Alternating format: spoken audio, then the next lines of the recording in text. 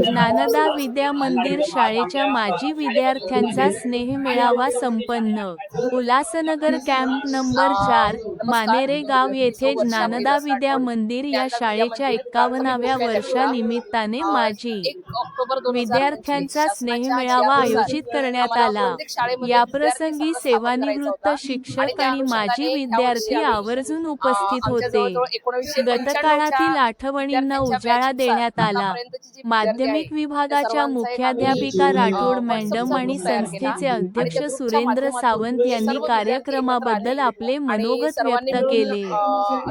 दैनिक कोकण प्रदेश news प्रतिनिधी सलीम मंसुरी, ठाणे. उल्हासनगर. मोठ्या संख्येने इथे उपस्थित झाले आणि शाळेबद्दलचा जो जिव्हाळा आहे, जे कृतज्ञता प्रेम आहे, ते मला ह्या विद्यार्थ्यांमधून दिसून आले आणि अतिशय अभूतपूर्व सोहळा हा आमच्या ज्ञानदा विद्या मंदिर मध्ये झालेला आहे.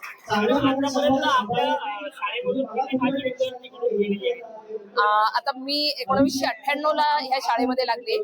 आज 2026 चालू आहे. जवळजवळ मला 29 वर्ष झाले. 750-800 विद्यार्थी तरी माझ्या या कारकिर्दीत घडून गेलेले आहेत.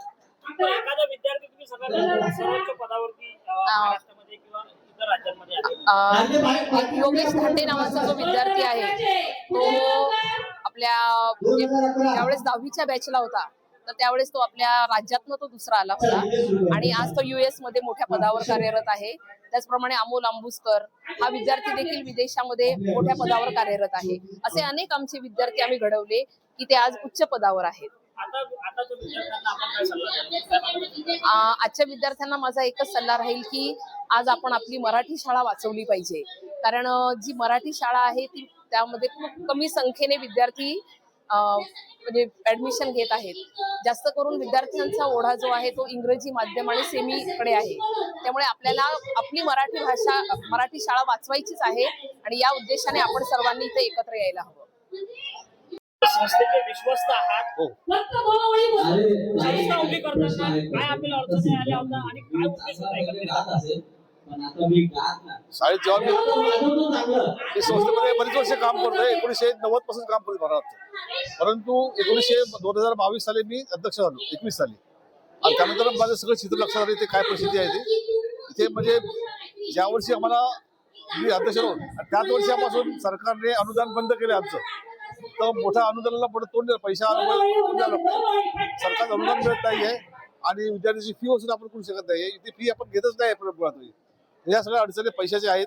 त्यानंतर मला असं वाटत नव्हतं का संस्थेची जागा व्यवस्थित व्हावी, त्यासाठी आपण काही प्रयत्न करायला पाहिजेत.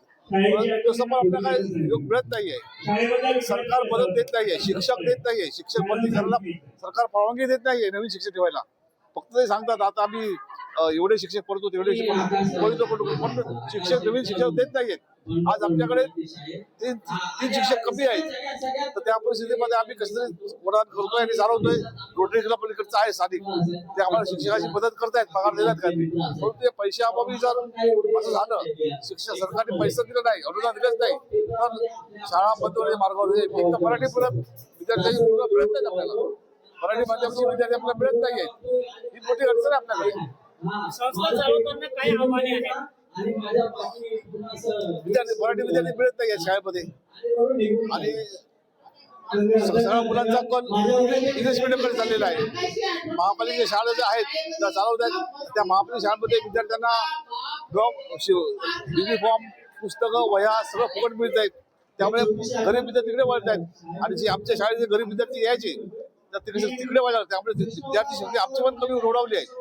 तर ही मोठी संख्या आहे. तर सरकारने आमची अपेक्षा आहे महापालिकेने सुद्धा खाजगी शाळांना सुद्धा गणवेश वाटप, वह्या पुस्तक वाटप करावं. मी तेच सांगतोय प्रशासनाला. मी सांगतोय की तुम्ही ज्याप्रमाणे महापालिका शाळांना वह्या पुस्तकं, मुलांना युनिफॉर्म, वर्दी वाटप देत आहे, तसं मराठी माध्यमातील या खाजगी शाळांना आपण सुद्धा पुस्तकं, वह्या वाटप आणि गणवेश, विद्यार्थ्यांना बूट, पावसाळी छत्र्या वगैरे सगळं वाटप फुकट करावं. ज्याप्रमाणे तिकडे महापालिकेचे विद्यार्थी करतात. त्यामुळे इकडे संख्या वाढली शकते.